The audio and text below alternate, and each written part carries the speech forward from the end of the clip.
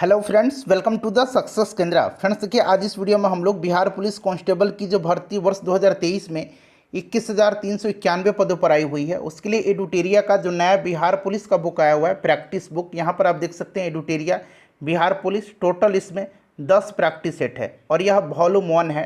आज इस सेशन में हम लोग सेट नंबर 1 को कवर करेंगे।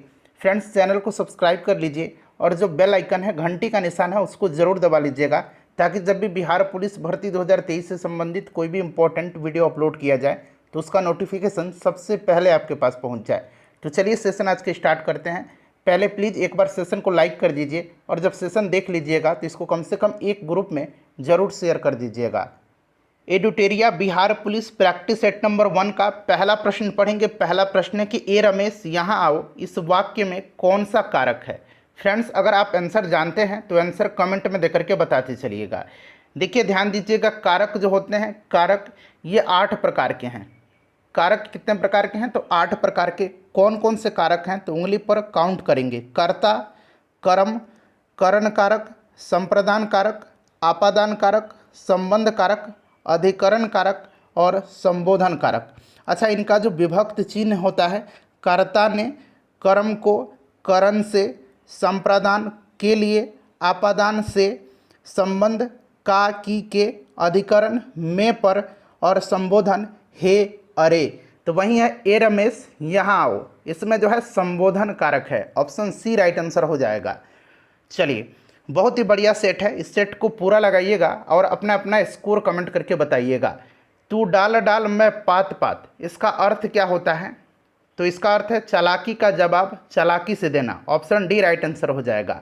और देखिए, हमारे चैनल के माध्यम से एक और फुल लेंथ प्रैक्टिस सेट चलाया जा रहा है, उसमें केवल और केवल महत्वपूर्ण प्रश्न, टोटल 100 प्रश्न बिहार पुलिस के कराए जाते हैं।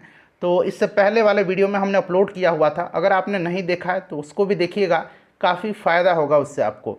तीसरा प्रश्न है कि अपना उल्लू सीधा करना मुहावरे का सही अर्थ क्या है। अपना उल्लू सीधा करना मुहावरे का अर्थ होता है अपना काम निकालना। Option number C right answer हो जाएगा। संस्कृत के आकारांत शब्द में, अब यहाँ पर ध्यान दीजिएगा, संस्कृत का ये आकारांत शब्द है और एक होता है अकारांत शब्द। यहाँ मैं लिख देता हूँ, एक होता है अकारांत, ये आकारांत है, यहाँ पर आ है, ठीक है, और ये अकारांत है। आकारांत का मतलब होता है कि यहाँ पर जो होता है आ वर्ण होता है, ठीक है, आकारांत में, और आकारांत में जो लास्ट में होता है ये अवर्ण होता है, ये अवर्ण होता है, ठीक है। अब यहाँ आकारांत पूछा गया, तो आकारांत जो होता है ये स्त्रीलिंग होता है और ये जो अकारांत होता है, ये अकारांत, ये पुल्लिंग होता है। तो अगर अकारांत पूछता तो पुल्लिंग होता है, यहाँ पर आकारांत पूछा गया तो ये स्त्रीलिंग है, ठीक है, ध्यान रखिएगा। चलिए, निम्नलिखित में से एक वाक्य में क्रिया भक्षण करने के अर्थ में प्रयुक्त हुई है। यह वाक्य क्या है? भक्षण करना यानी कि खाने के सेंस में। तो इसमें से होगा, वह जूते खाता है, नहीं। हराम का पैसा खाता है, नहीं। कसम खाता है, नहीं। आम खाता है, आम खाता है, केला खाता है, भोजन खाता है, ये सब होगा यहाँ पर। ऑप्शन डी होगा। चलिए, चिड़िया का बहुवचन क्या होगा? चिड़िया का बहुवचन जो होगा फ्रेंड्स, ये आपका कौन सा होगा? तो ये चिड़िया होगा। दही शब्द क्या है? दही शब्द क्या है? पुल्लिंग है, नपुंसकलिंग है, स्त्रीलिंग है, क्या है? तो दही जो है ये पुल्लिंग है, दही जो है ये पुल्लिंग है। चलो, उसके बाद देखिएगा कि गीता हाथ से मारती है, इस वाक्य में कौन सा कारक है? तो अभी मैंने आपको बताया है कि कारक 8 प्रकार के हैं। कर्ता ने कर्म को करण से, अब देखिए करण से, हाथ से, तो ये आपका करण कारक है, इसमें क्लियर है। चलिए, नेक्स्ट क्वेश्चन करेंगे कि कौन सा इसमें से पर्यायवाची शब्द जो है, ये सभी के सभी कमल के पर्यायवाची शब्द हैं। तो कमल का पर्यायवाची शब्द क्या होता है? सरोज, पंकज, अरविंद। यहाँ पर देखिए ये वाला जो है सी, ये समूह सही दिया गया है। दाल का बहुवचन शब्द क्या है? तो दाल का बहुवचन दालें होता है। चलिए, क्वेश्चन नंबर हम लोग अब 11 करेंगे। चलिए आइए, यहाँ से दिया गया है क्वेश्चन नंबर 11, कह रहा है कि ड्यू टू, खाली स्थान दिया गया है, rainfall this year they had to, खाली स्थान water supply, due to scanty rainfall this year. Scanty का मतलब होता है अपर्याप्त, ठीक है। स्कैंटी का मतलब क्या होता है? इसका मतलब होता है अल्प, अपर्याप्त, ठीक है, अल्प। इसके कारण they had to provide water supply. Option A होगा इसका। Find the wrongly spelled word, यानी कि इसमें से स्पेलिंग किसका गलत है? तो बिल्कुल वैरायटी सही दिया गया, एंग्जाइटी भी दिया गया है, सोसाइटी भी सही है। ये जो जाइटी जो दिया गया ना ये गलत है। जाइटी ऐसे लिखा जाता है, जाइटी को लिखा जाता है GAIETY, ठीक है, ऐसे इसको लिखा जाता है, तो ये गलत दिया गया है। चलिए, और जाइटी का मतलब खुशी होता है, ठीक है, खुशी मौज मस्ती का अनुभव ये सब होता है। An instrument for viewing object at A distance, दूर की वस्तु को देखने के लिए टेलीस्कोप का इस्तेमाल किया जाता है, ठीक है, टेलीस्कोप का। और वस्तुओं को बड़ा करके इनलार्ज करके देखने के लिए माइक्रोस्कोप का इस्तेमाल किया जाता है।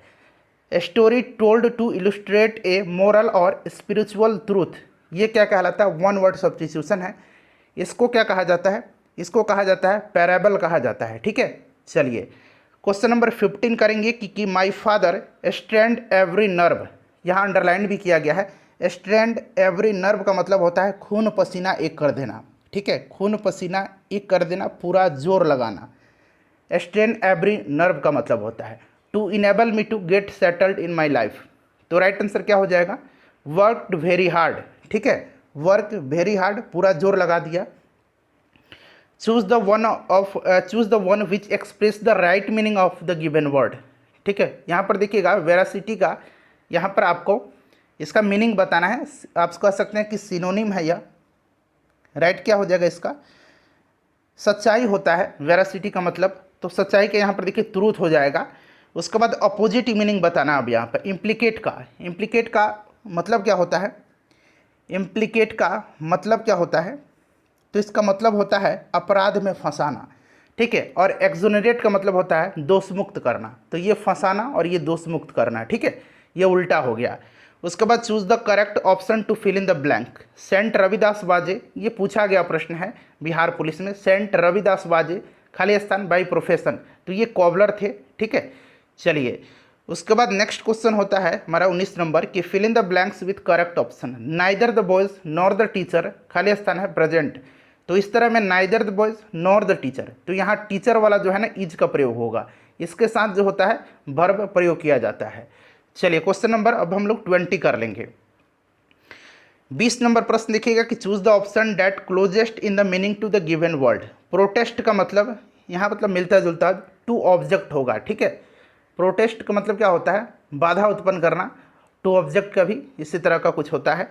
देखिए रक्त समूह ओ वाला व्यक्ति किस रक्त समूह के व्यक्तियों से रक्त ले सकता है, बताइए। तो देखिए ब्लड ग्रुप की बात करें तो इसकी खोज कार्ल लैंडस्टीनर ने किया था। ब्लड ग्रुप ओ जो होता है यह सर्वदाता कहलाता है। ब्लड ग्रुप ए बी जो होता है यह सर्वग्राहिता कहलाता है, यानी कि सभी का ब्लड ये ले सकता है, ये सभी का दे सकता है। लेकिन ओ समूह वाला जो व्यक्ति है वह किस रक्त समूह के व्यक्तियों से रक्त ले सकता है, तो यह केवल और केवल ब्लड ग्रुप ओ के से ही यह रक्त ले सकता है, ठीक है। और ब्लड ग्रुप ओ जो होता है इसमें एंटीजन नहीं पाया जाता है। चलिए नेक्स्ट क्वेश्चन कर लेंगे कि पानी की अस्थायी कठोरता को दूर करने के लिए कौन सी विधि का प्रयोग नहीं किया जाता है, बताइएगा। अच्छा, पानी की अस्थायी कठोरता का कारण क्या होता है, तो देखिए पानी की अस्थायी कठोरता का कारण कैल्शियम और मैग्नीशियम के क्लोराइड और सल्फेट की उपस्थिति होती है। कैल्शियम और मैग्नीशियम के क्लोराइड और सल्फेट की उपस्थिति होती है जल की कठोरता का कारण। और जल की कठोरता को जो है उबाल करके दूर नहीं किया जा सकता है। क्लियर, ऑप्शन ए इसका राइट आंसर हो जाएगा। प्रिज्म में प्रकाश के विभिन्न रंगों के बिखराव को क्या कहा जाता है, तो जो बिखराव होता है ना प्रिज्म से जब श्वेत प्रकाश को गुजारा जाता है, यहाँ देखिए श्वेत प्रकाश को जब गुजारा जाता है तो ये 7 रंगों में विभाजित हो जाता है। इसको हम लोग कहते हैं वर्ण विक्षेपण, यानी कि प्रकाश का विक्षेपण कहलाता है। नेक्स्ट क्वेश्चन है कि आवर्त सारणी में कौन सा पहला तत्व है, सिंपल सा क्वेश्चन है, हाइड्रोजन होता है, ऑप्शन ए इसका राइट आंसर हो जाएगा, ठीक है। चलिए उसके बाद देखिएगा फ्रेंड्स, एक बार वीडियो को लाइक कर दीजिए। चलिए घरेलू प्रशीतक, यानी कि यहाँ पर देखिए रेफ्रिजरेटर की बात की जा रही है। घरेलू रेफ्रिजरेटर में सामान्यतः कौन सा प्रशीतक प्रयोग में लाया जाता है, तो ये फ्रेन का इस्तेमाल किया जाता है। सिरका किसका जलीय विलयन है, सिरका जलीय विलयन है एसिटिक एसिड का, एसिटिक एसिड का, ठीक है। चलिए उसके बाद देखिए समतल दर्पण द्वारा बना प्रतिबिंब होता है, समतल दर्पण द्वारा बना प्रतिबिंब। अच्छा, समतल दर्पण द्वारा बने प्रतिबिंब की विशेषता मैं आपको बता देता हूँ, यह सीधा होता है और आभासी होता है।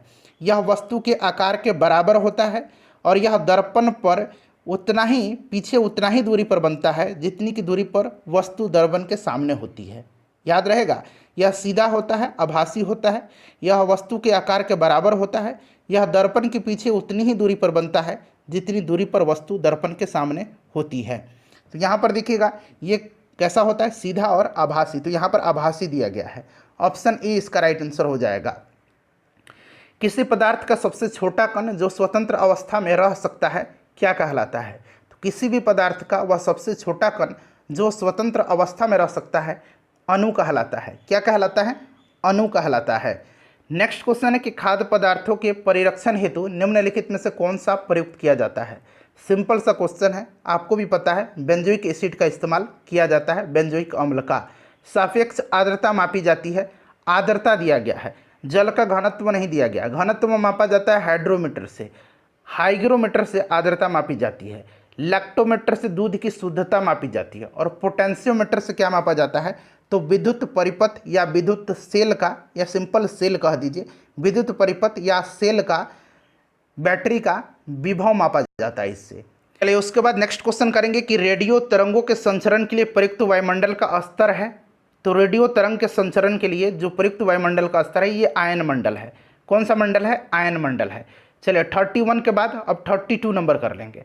देखिए 32 नंबर है कि भोपाल में गैस त्रासदी किस गैस के कारण घटना घटित हुई थी? तो देखिए भोपाल में यूनियन कार्बाइड के कारखाने में 3 दिसंबर 1984 को यह भीषण दुर्घटना हुई थी। ठीक है, मिथाइल आइसोसाइनाइड के रिसाव के कारण छोटी माता, जिसको कि चिकन पॉक्स कहा जाता है, यह पैदा होती है। चिकन पॉक्स और एक चेचक होता है। ठीक है, चलिए अब यहाँ पर देखिएगा चेचक मेरे ख्याल से होता है ये वेरियोला के कारण, और छोटी माता जो होता है ये होता है किसके कारण? तो ये होता है छोटी माता वेरिसेला के कारण होता है। तो थोड़ा सा यहाँ पर आप लोग कन्फ्यूज़न इसका दूर कर लीजिएगा, एक बार चेक कर लीजिएगा। ऑप्शन बी आंसर दिया गया है। चलिए उसके बाद देखिएगा कि टीकाकरण द्वारा निम्नलिखित में से किसको नियंत्रित नहीं किया जा सकता है? तो चेचक का टीका ऑलरेडी खोजा गया है, पोलियो का भी है, काली खांसी का, मधुमेह जो है, डायबिटीज़ जो है, यह टीकाकरण से इसका समाधान नहीं किया जा सकता है। ठीक है, चलिए अच्छा टीकाकरण की बात आई है तो टीकाकरण की खोज किसने किया था? एडवर्ड जेनर ने किया था। इसीलिए एडवर्ड जेनर को प्रतिरक्षा प्रणाली का यानी कि इम्यून सिस्टम का जनक उनको माना जाता है। ठीक है, चलिए एडवर्ड जेनर ने चेचक के टीके का खोज किया था। नेक्स्ट क्वेश्चन है हमारा कि मिनीमाता रोग किसके द्वारा पानी के प्रदूषण में फैलता है? पानी के प्रदूषण से फैलता है। मिनीमाता रोग होता है पारा के कारण। ठीक है, पारद यहाँ पर दिया गया है। अच्छा एक इटाई रोग है। इटाई रोग कैडमियम के कारण होता है। इटाई रोग होता है कैडमियम के कारण। ठीक है, तो इसे भी आप याद रखिएगा। दांत और हड्डियाँ किससे मजबूती और दृढ़ता प्राप्त करते हैं? तो दांत और हड्डी जो है ये मजबूती और दृढ़ता कैल्शियम से प्राप्त करते हैं, कैल्शियम से प्राप्त करते हैं। उसके बाद देखिए लॉर्ड माउंटबेटन ने किसे वन मैन बाउंड्री फोर्स कह करके संबोधित किया है? वन मैन बाउंड्री फोर्स कह करके लॉर्ड माउंटबेटन ने महात्मा गांधी को संबोधित किया है। उसके बाद चलिए निम्नलिखित में से कौन सा जयमंडल और वहाँ पर राज्य दिया गया है? यहाँ पर देखिए जयमंडल है और ये संबंधित राज्य हैं इस तरफ, सुमेलित नहीं है। तो देखिए यहाँ पर कंचनजंगा सिक्किम, कोल्ड डेजर्ट हिमाचल प्रदेश, देहांग दिबांग उत्तराखंड नहीं है, देहांग दिबांग जो है ये अरुणाचल प्रदेश हो जाएगा। ठीक है, अरुणाचल प्रदेश, तो यहीं वाला सुमेलित नहीं है, बाकी सारे सुमेलित हैं। चलो उसके बाद देखिए निम्नलिखित नाभिकीय संयंत्र और उनके स्थान के साथ सुमेलित कीजिए और नीचे दिए गए कोट से सही आंसर बताना है। कल्पक्कम कहाँ पर है बताइएगा? कल्पक्कम तमिलनाडु, नरौरा उत्तर प्रदेश, तारापुर कहाँ पर? महाराष्ट्र, और काकरापारा गुजरात। तो ये आप लोग मिला लीजिएगा। 4, 3, 2 और 1 इसका राइट आंसर हो जाएगा, जो कि ऑप्शन नंबर सी में दिया गया है। नेक्स्ट क्वेश्चन है कि भारत के महान न्यायवादी की नियुक्ति कौन करता है? अटॉर्नी जनरल ऑफ इंडिया की नियुक्ति राष्ट्रपति के द्वारा आर्टिकल 76 में आपने पढ़ा भी होगा। वर्तमान में भारत के महान न्यायवादी कौन है? तो आर वेंकट रमनी हैं। क्लियर, चलिए उसके बाद नेक्स्ट क्वेश्चन कर लेंगे। अगला प्रश्न है कि ध्यानचंद किस खेल से संबंधित खिलाड़ी रहे हैं? ध्यानचंद ये हॉकी के जादूगर हैं, हॉकी राइट आंसर हो जाएगा। चलिए उसके बाद नेक्स्ट क्वेश्चन कर लेंगे। अगला प्रश्न है कि शेर शाह का बचपन का नाम क्या था? शेर शाह का बचपन का नाम जो था ये फरीद खान था। फरीद खान था। और इसका नाम शेर खां जो है, शेर खां, ठीक है, ये किसने दिया था? तो ये दिया था किसने? याद रखेंगे, बहार खान लोहानी ने, बहार खान लोहानी ने। चलिए अगला प्रश्न कर लेंगे अब, क्वेश्चन नंबर हम लोग 43। क्वेश्चन नंबर 43 देखिएगा कि भारतीय राष्ट्रीय कांग्रेस की स्थापना कब हुई थी? भारतीय राष्ट्रीय कांग्रेस की स्थापना जो है ये 28 दिसंबर 1885 को हुई थी। एओ ह्यूम इसके संस्थापक हैं। इसका पहला अधिवेशन जो हुआ था भारतीय राष्ट्रीय कांग्रेस का, ये बम्बई में हुआ था और इसकी अध्यक्षता WC बनर्जी ने किया था और इसमें 72 प्रतिनिधियों ने हिस्सा लिया था। व्यापगत का सिद्धांत, डॉक्ट्रिन ऑफ लैप्स से कौन संबंधित रहा है? तो व्यापगत के सिद्धांत से संबंधित लॉर्ड डलहौजी है। अच्छा, व्यापगत के सिद्धांत के अंतर्गत ब्रिटिश साम्राज्य में सबसे पहले किसका विलय हुआ था? तो ये विलय किया गया था सतारा का। किसका? सतारा का, 1838 में। इसको आप जरूर ही याद रखिएगा। चलिए नेक्स्ट क्वेश्चन करेंगे कि सतारिया किस राज्य का शास्त्रीय नृत्य शैली है? सतारिया, बिहू, बागुरुम्बा, यहाँ मैं लिख देता हूँ बागुरुम्बा, ठीक है, एक बिहू हो गया, एक बागुरुम्बा हो गया, यहाँ पर सतारिया दिया गया है, ये असम के हैं, ठीक है। चलिए उसके बाद देखिए मिलान करना है। अब मिलान में क्या है कि वैधानिक प्रावधान और स्रोत। तो मौलिक अधिकार आपको पता है कहाँ से? अमेरिका से। नीति निर्देशक तंत्र आयरलैंड से। आयरिश संविधान, संसदीय सरकार ब्रिटेन से और केंद्र राज्य संबंध कनाडा से। तो इसको आप आसानी से मिला लीजिएगा, 4 3 1 2, 4 3 1 2, ऑप्शन सी राइट आंसर हो जाएगा, ठीक है। 4, उसके बाद 3, फिर 1 और फिर 2, सही है। चलिए प्रथम ओलंपिक खेल कहाँ पर हुआ था? प्रथम ओलंपिक खेल कहाँ पर हुआ था? तो पहला ओलंपिक खेल जो हुआ था ये कहाँ पर हुआ था फ्रेंड्स? तो ये यूनान में हुआ था, ठीक है, यूनान में, ग्रीस में, एथेंस में हुआ था। इसकी राजधानी है एथेंस। वहीं पर 1896 में हुआ था। अच्छा, अब 2024 में होगा। 2024 वाला ओलंपिक कहाँ पर होगा? तो ये फ्रांस के पेरिस में होगा, ठीक है। चलिए उसके बाद देखिएगा कि भारतीय संविधान में स्वतंत्रता का अधिकार से संबंधित आर्टिकल, अनुच्छेद कौन सा है? आर्टिकल संख्या बताना है आपको। तो स्वतंत्रता का अधिकार जो है यह आर्टिकल 19 में है, ठीक है, आर्टिकल 19 में है। आर्टिकल 17 में क्या है? अस्पृश्यता का अंत है, छुआछूत का अंत किया गया है। चलिए नेक्स्ट क्वेश्चन कर लेंगे कि जलेस्पा दर्रा जो है यह किस राज्य में है? जलेस्पा नाथुला, ये सिक्किम में है, सिक्किम में है। प्रायद्वीपीय भारत की सबसे लंबी नदी पूछा गया है कि कौन सी है? प्रायद्वीपीय भारत की सबसे लंबी नदी जो है यह कौन सी है? तो गोदावरी है। अगला प्रश्न कि कोलिमा ज्वालामुखी कहाँ पर स्थित है? अब देखिएगा कोलिमा जो है ये कहाँ पर है? तो मैक्सिको में कोलिमा है। अच्छा, एक विलारिका ज्वालामुखी है, अभी इसका नाम आपको याद रखना है, विलारिका ज्वालामुखी। ये कहाँ पर है? तो ये चिली में है। कहाँ पर है?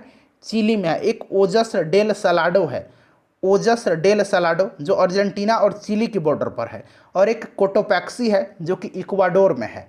चलिए नेक्स्ट क्वेश्चन कर लेंगे कि स्वतत्व, देखिए स्वत्व गुणधर्म की न्यायशीलता का सिद्धांत किसने दिया था? स्वत्व गुणधर्म की न्यायशीलता का सिद्धांत महात्मा गांधी जी ने दिया था। जापान की करेंसी पूछा गया आपसे, क्या है? जापान की करेंसी क्या है? जापान की करेंसी जो है ये क्या है? जापान की करेंसी एन है, ठीक है। लीरा कहाँ की करेंसी है? लीरा टर्की की करेंसी है, तुर्की की है। रूबल जो है रूस का है। चीन का है रेनिम्बी, रेनिम्बी चीन का है। चलिए उसके बाद नेक्स्ट क्वेश्चन है हमारा कि हड़प्पा सभ्यता के किस स्थल से उन्नत जल प्रबंधन व्यवस्था का साक्ष्य प्राप्त हुआ है? तो फ्रेंड्स यह कहाँ से प्राप्त हुआ है? धौलावीरा से हुआ है। धौलावीरा कहाँ पर है? गुजरात राज्य में है। चलिए उसके बाद अगला प्रश्न करेंगे हम लोग 55 नंबर। आइए यहाँ से है 55 नंबर। चलिए प्रश्न को देख लीजिएगा कि नियंत्रक एवं महालेखा परीक्षक अपनी लेखा परीक्षण का रिपोर्ट किसे सौंपता है? तो फ्रेंड्स यह सौंपता किसको है? बताइएगा, राइट आंसर इसका क्या होगा? तो यह सौंपता है राष्ट्रपति को, ठीक है, राष्ट्रपति को सौंपता है। और वर्तमान में महालेखा परीक्षक कौन है? नियंत्रक और महालेखा परीक्षक गिरीश चंद्र मुर्मू हैं, ठीक है, याद रखिएगा। चलिए भारतीय उपमहाद्वीप के अंतर्गत कुल कितने देश आते हैं? तो बहुत लोग कहेंगे 3 देश आते हैं, ऐसा नहीं है। इसमें जो आते हैं उंगली पर काउंट कर लीजिएगा ये कौन कौन से देश हैं। तो ये पाकिस्तान, भारत, बांग्लादेश, नेपाल, भूटान, श्रीलंका और मालदीव, ये 7 देश होंगे। बिस्मिल्लाह खां का संबंध किस वाद्य यंत्र से था? ये प्रसिद्ध बिस्मिल्लाह खां शहनाई वादक थे। चलो उसके बाद देखिए तुर्कान चिहलगानी का विनाश किसने किया था? अच्छा, तुर्कान चिहलगानी बनाया था इल्तुतमिश ने और इसका विनाश किया था बलवन ने, ठीक है। बलवन ने लौह एवं रक्त की नीति अपनाई थी, गुलाम वंश का शासक था बलवन। संविधान के अनुसार कार्यपालिका का अध्यक्ष कौन होता है? कार्यपालिका का प्रमुख राष्ट्रपति होता है। राष्ट्रपति राइट आंसर हो जाएगा। उसके बाद देखिएगा कि निम्नलिखित में से किस राज्य में समान, यहाँ समान इस तरह से नहीं होगा, समान नागरिक संहिता है। ठीक है, समान नागरिक संहिता लागू है। तो समान नागरिक संहिता जो है ये गोवा में है। समान नागरिक संहिता अनुच्छेद 44 में है, इसको भी आप ध्यान रखेंगे। उसके बाद देखिए केंद्रीय कॉफ़ी अनुसंधान केंद्र कहाँ पर है? केंद्रीय कॉफ़ी अनुसंधान केंद्र जो है ये चिकमंगलुरु में है। ठीक है, चलिए उसके बाद देखिए Hindustan socialist Republican association HSRA और एक है हिंदुस्तान रिपब्लिकन एसोसिएशन। ठीक है, हिंदुस्तान रिपब्लिकन एसोसिएशन, इसकी स्थापना हुई थी 1924 में और हिंदुस्तान सोशलिस्ट रिपब्लिकन एसोसिएशन की स्थापना 1928 में हुई थी। 1928 राइट आंसर हो जाएगा, दोनों ध्यान रखिएगा। ठीक है, चलिए उसके बाद नेक्स्ट क्वेश्चन कर लेंगे। महाजन समिति का संबंध किस उद्योग से संबंधित है? महाजन समिति का संबंध जो है यह किस उद्योग से संबंधित है?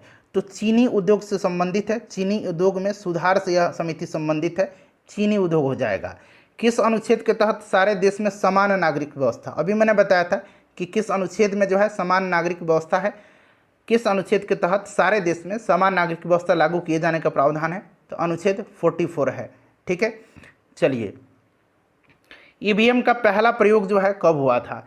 EVM electronic voting machine, Bharat में ईवीएम का पहला प्रयोग जो है यह 1982 में केरल में हुआ था। 1982 में केरल में हुआ था। ठीक है, और 1999 में ईवीएम का प्रयोग करके पूरा चुनाव कराने वाला पहला राज्य गोवा था। 1982 इसका आंसर होना चाहिए, ऑप्शन में नहीं दिया गया, ऑप्शन में 1999 दिया गया है। नेक्स्ट क्वेश्चन है कि चीन का राष्ट्रपिता किसे कहा जाता है? चीन का राष्ट्रपिता कहा जाता है सन्यात सेन को। सन्यात सेन ने कुओमिंतांग पार्टी की स्थापना किया था। इन्होंने किस पार्टी का स्थापना किया था? तो कुओमिंतांग पार्टी का स्थापना किया था। ये पार्टी आप ध्यान रखेंगे। चीन के राष्ट्रपिता सन्यात सेन हैं। चलिए उसके बाद नेक्स्ट क्वेश्चन करेंगे। अगला प्रश्न हमारा कि खेलकूद में उत्कृष्टता के लिए कौन सा पुरस्कार दिया जाता है? तो यहाँ पर देखिएगा अर्जुन पुरस्कार दिया जाता है। ठीक है, अच्छा मूर्ति देवी पुरस्कार थोड़ा सा महत्वपूर्ण है। मूर्ति देवी पुरस्कार जो है ये साहित्य के क्षेत्र में दिया जाता है।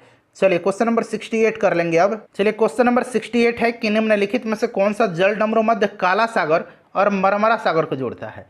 काला सागर और मरमरा सागर को, ये वास्पोरस जल डमरू मध्य है। सूर्य की सतह का तापमान लगभग है, सूर्य की सतह का तापमान लगभग 6000 डिग्री सेल्सियस है। ठीक है, दक्षिणी गोलार्ध का सबसे बड़ा दिन, अच्छा उत्तरी गोलार्ध का सबसे बड़ा दिन भी आपसे पूछा जाता है। उत्तरी गोलार्ध का सबसे बड़ा दिन होता है 21 जून के दिन। 21 जून को कौन सा दिवस मनाया जाता है?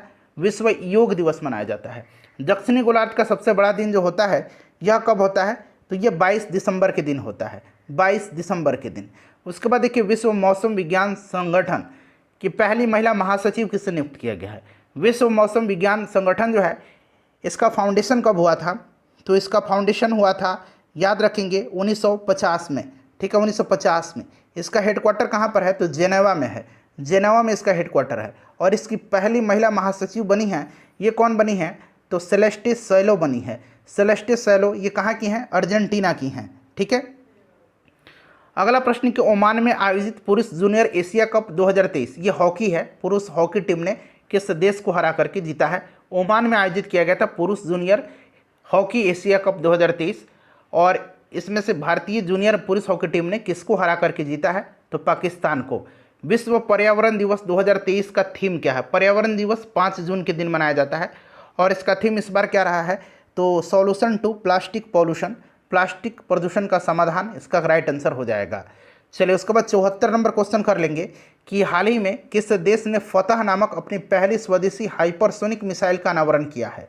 तो यह देश जो है, यह देश कौन सा है बताएंगे? राइट आंसर ईरान है। ईरान है यह। ठीक है, चलिए 75 नंबर है कि डीआरडीओ ने ओडिशा के एपीजे अब्दुल कलाम द्वीप से मध्यम दूरी की बैलिस्टिक मिसाइल अग्नि-1 का सफल परीक्षण किया है। यह किस प्रकार की मिसाइल है? तो यह मिसाइल जो है यह सतह से सतह पर मार करने वाली मिसाइल है, सतह से सतह पर। ठीक है, हाल ही में भारत के प्रधानमंत्री नरेंद्र मोदी एवं किस देश के प्रधानमंत्री ने संयुक्त रूप से मोतिहारी अमलेखगंज तेल पाइपलाइन की फेज 2 का शिलान्यास किया है?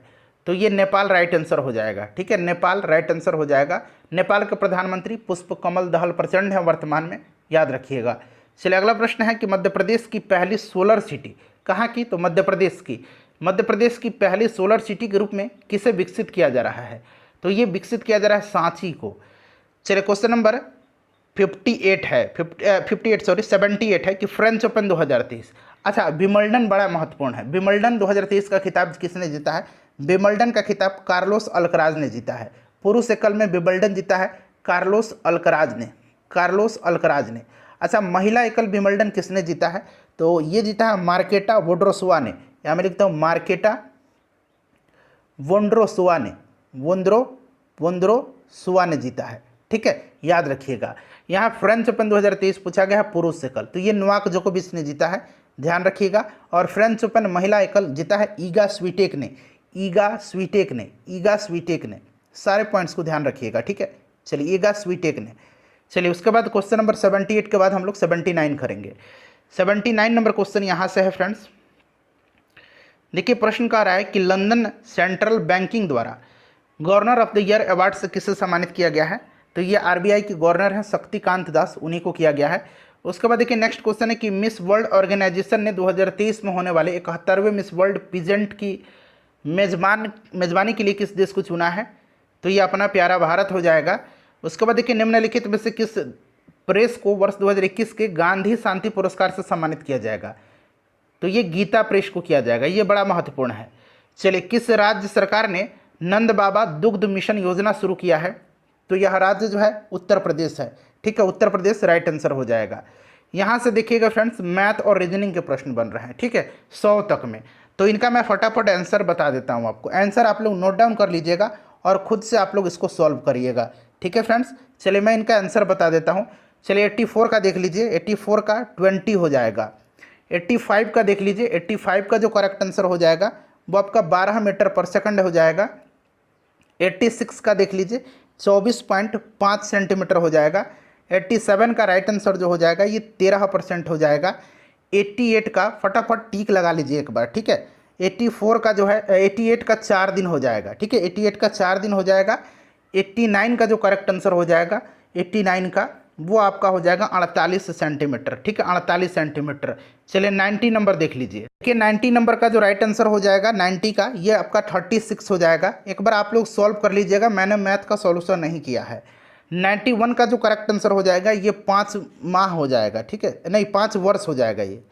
चलिए उसके बाद देखिएगा कि 92 का हो जाएगा आपका 25%। 93 का जो करेक्ट आंसर हो जाएगा वो आपका हो जाएगा 33.1/3%। उसके बाद चलिए 94 का देख लीजिए। 94 का जो करेक्ट आंसर हो जाएगा ये आपका ऑप्शन नंबर ए हो जाएगा। 95 का जो है कीड़ा रोग तो युद्ध विनाश होगा। चलिए 96 देख लीजिए। 96 नंबर है, 96 का जो राइट आंसर होगा फ्रेंड्स वो आपका दक्षिण दिशा हो जाएगा। 97 का राइट आंसर हो जाएगा यहाँ पर 97 का बहन हो जाएगा, ठीक है, बहन हो जाएगा। 98 का देखिए 98 का राइट आंसर जो होगा वो आपका ऑप्शन नंबर बी हो जाएगा, ये वाला।